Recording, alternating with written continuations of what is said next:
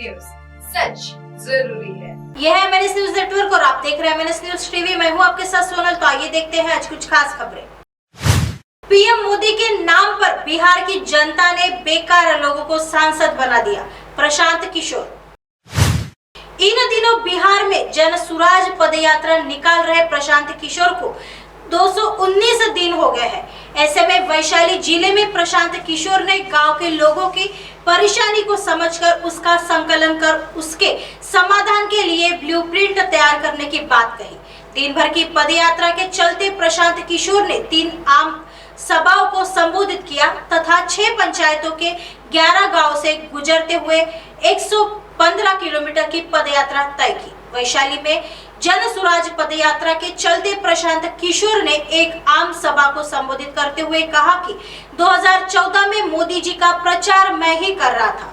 बिहार में घर घर से हम लोगों ने मोदी जी को वोट दिया था। आज जो भी इस सभा में मोदी समर्थक उपस्थित है उनको बता दे रहे हैं कि मोदी जी 9 वर्षों से प्रधानमंत्री है। उनके पीएम बनने से बिहार का फायदा हुआ या नहीं ये छोड़ दीजिए, क्योंकि मोदी के आने से बिहार में फैक्ट्री और रोजगार आए या नहीं इस बात को भी छोड़ देते हैं। आपको खुली चुनौती दे रहे हैं कि मोदी जी 9 वर्षों से पीएम है। 9 वर्षों में मोदी जी ने बिहार के विकास के लिए एक भी बैठक यदि की हो और आप में से कोई इसका प्रमाण मुझे दिखा दे तो मैं कल से ही मोदी का झंडा ढोने के लिए तैयार हूं। प्रशांत किशोर ने कहा, मोदी जी ने बिहार के विकास के लिए एक बैठक तक नहीं की है। आपने और हमने 40 में से 39 सांसद एनडीए के जिता दिए।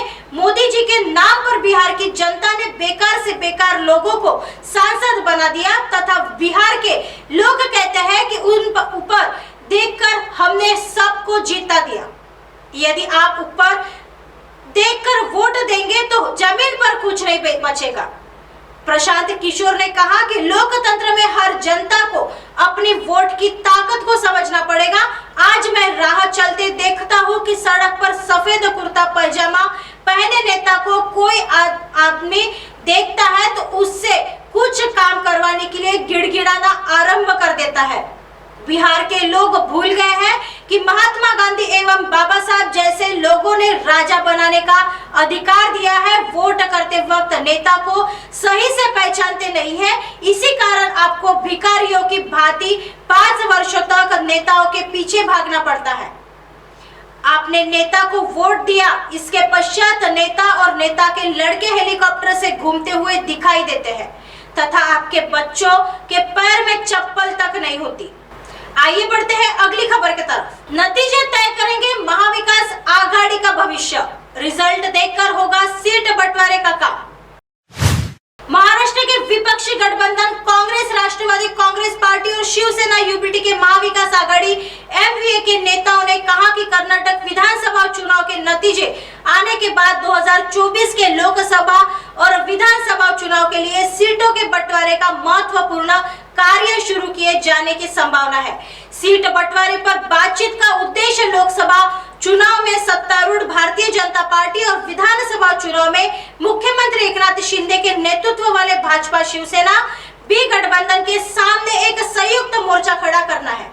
हालांकि पहले से ही अलग अलग सुर सुनाई दे रहे हैं, क्योंकि तीनों पार्टियां दोनों चुनाव के लिए सबसे अधिक सीटों पर कब्जा करने का प्रयास कर रही है।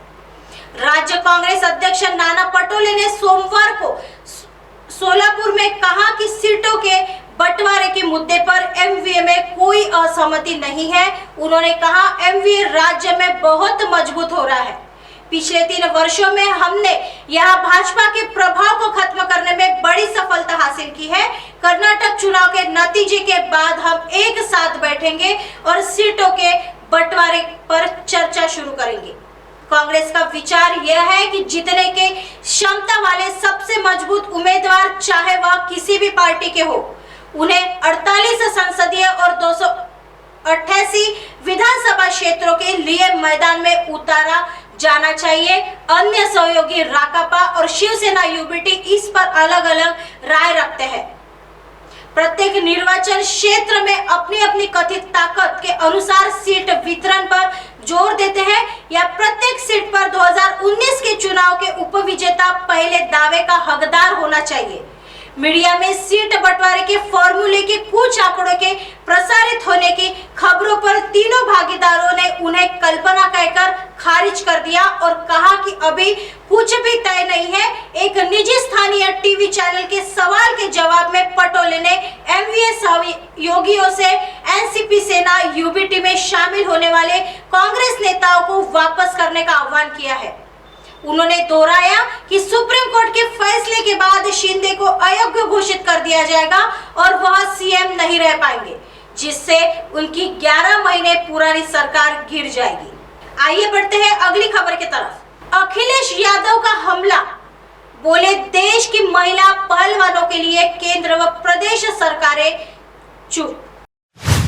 समाजवादी पार्टी प्रमुख अखिलेश यादव ने यहां सोमवार को कहा कि देश की महिला पहलवानों के लिए केंद्र व प्रदेश सरकारें चुप है। उन्होंने कहा कि इस मामले में सुप्रीम कोर्ट को हस्तक्षेप करना होगा। अखिलेश यादव सपा प्रत्याशी सीमा प्रधान व पार्षद उम्मीदवारों के लिए वोट मांगने मेरठ पहुंचे हैं। उन्होंने कहा कि देश की महिला पहलवानों के लिए केंद्र व प्रदेश सरकारें चुप है। उन्होंने कहा कि इस मामले में सुप्रीम कोर्ट को हस्तक्षेप करना होगा। वहीं अखिलेश ने कहा कि भाजपा सपा को परिवारवाद वाली पार्टी बताती है, लेकिन भाजपा स्वयं आरएसएस से मिलकर परिवारवाद चला रही है। अखिलेश यादव ने पत्रकार वार्ता में कहा कि भाजपा सरकार ने मेरठ व अलीगढ़ को स्मार्ट सिटी बनाने का वादा किया था, लेकिन हालात उल्टे हैं। गलियों के नालों में गंदगी अड्डे पड़े हैं। रोजाना लाखों टन कूड़ा शहर से निकलकर गंगा में डाला जा रहा है। उन्होंने कहा कि बेरोजगारी चरम पर पहुंच गई है। रोजगार देने के झूठे वादे किए जा रहे हैं। मेडिकल कॉलेजों की हालत गंभीर है। मुख्यमंत्री को स्वयं ही नहीं पता कि मेडिकल की व्यवस्था कैसे की जाती है। रोड शो दलित गुर्जर बहुल गांव लिसाड़ी से शुरू होकर मुस्लिम बहुल क्षेत्र में पहुंचा। Road show Anjum Palace, tubewell, Tihara, Golakua से होते हुए कांच का पुल पर पहुंचा, जहां जगह जगह कार्यकर्ताओं ने अखिलेश का फूल मालाओं से स्वागत किया।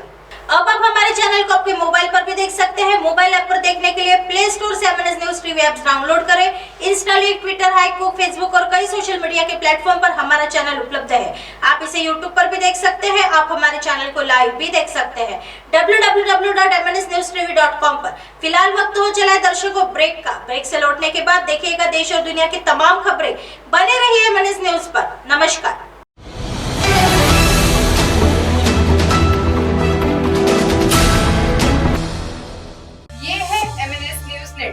और आप देख रहे हैं एमएनएस न्यूज।